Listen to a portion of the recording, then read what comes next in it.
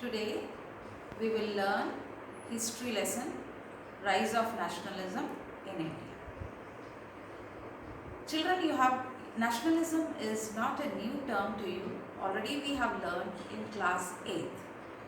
Nationalism, it is the feeling of oneness, the feeling of togetherness, a sense of belongingness.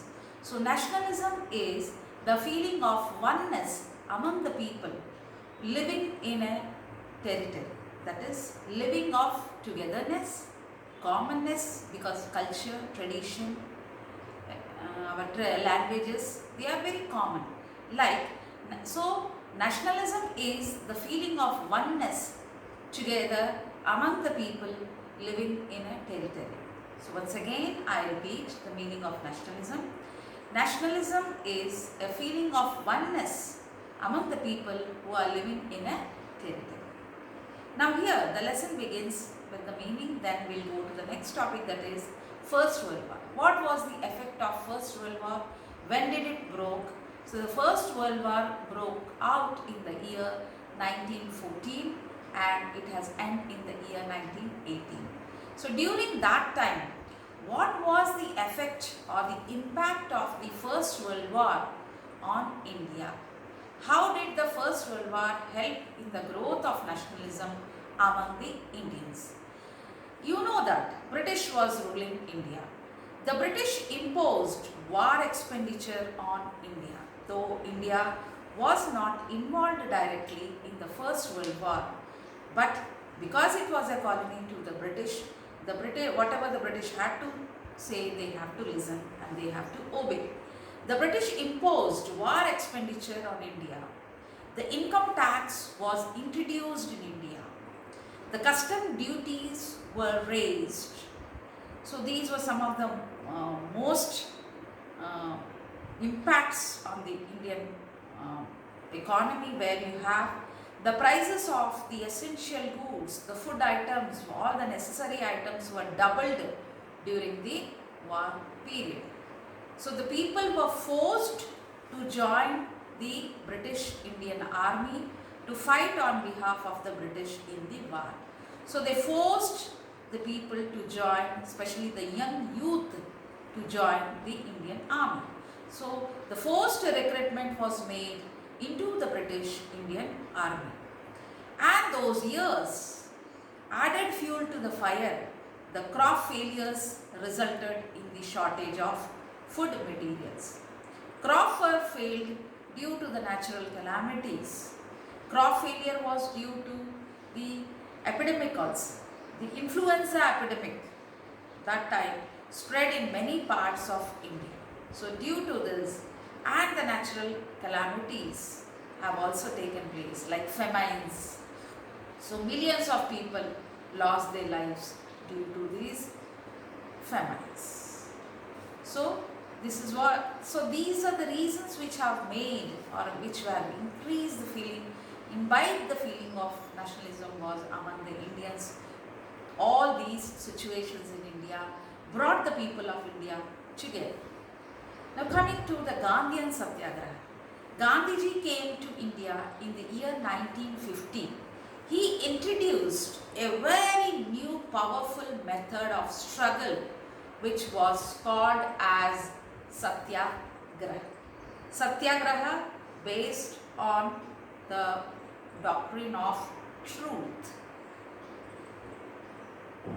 Satyagraha literally means holding on to truth, holding truth. Truth will force. So it was a noble method, that is called the idea of Satyagraha, which was introduced. It emphasized on the non-violent struggle which was introduced by Gandhiji in the Indian national movement. So it persuades the opponent to understand the truth, the power of truth. If the cause was true, Gandhiji said, if the cause was true and if the fight was against injustice, then physical force was not necessary to fight the oppressor. That means if the cause is true and the fight is against injustice, The physical force, that is bloodshed, protest, is not at all necessary to fight against the enemy. Hunger strikes were held, peaceful demonstrations were held, strikes were held, hartals and non-cooperation with the government are some of the methods of satyagraha. So the people of India followed the methods which were introduced by Mahatma Gandhi. So here, is it clear, children, the idea of satyagraha? It is entirely based on truth and non-violence. Now when Gandhiji came to India in 1950, afterwards he surveyed India. That means he went around India to know the situations and the conditions of the people. After that, in the year 1960, he has organized a movement which is called as Champaran movement. It was the movement of workers in the indigo plantations of Champaran districts of Bihar. District of Bihar. Champaran is a district in Bihar. So here the movement of the workers in the indigo plantations was being organized under the leadership of Mahatma Gandhi. So it was against the British, against the oppressive plantation system which was being imposed by the British. The next movement in which Mahatma Gandhi was involved is the Kheda movement in 1970. Kheda district is in Gujarat. So there the crop failure and the plague epidemic has made the life of the farmers miserable in Gujarat. So under the leadership of Gandhiji, they started the movement with the demand for the reduction of land revenue. The people wanted to reduce the land revenue due to the crop failure and plague epidemic situations in Kheda, and that movement was success. Another movement, it is cotton mill workers movement in the year 1980. Again under the leadership of Gandhiji, due to low wages, poor working conditions, forced the mill workers of Ahmedabad in Gujarat to start a movement under his leadership in 1918, which also was success. So these are the first three movements which were organized under the leadership of Mahatma Gandhi. We'll go to the next topic. It is called Rowlatt Act. Rowlatt Act came to India in the year 1990.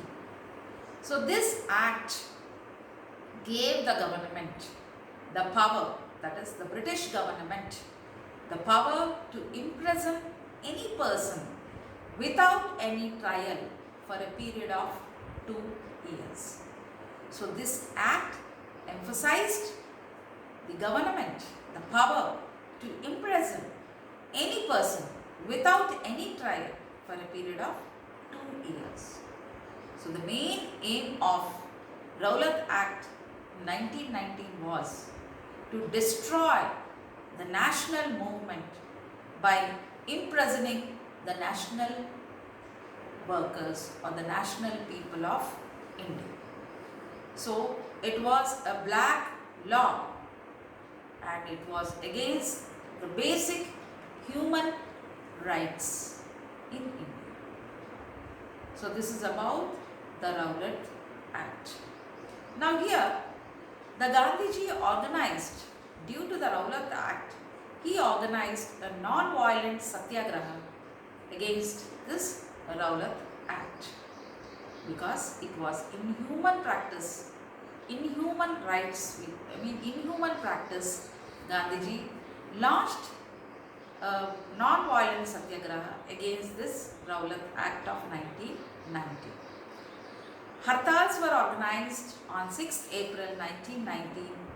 Rallies were conducted, shops were closed down, workers conducted strikes, they organized strikes, transport and communication systems came to a standstill.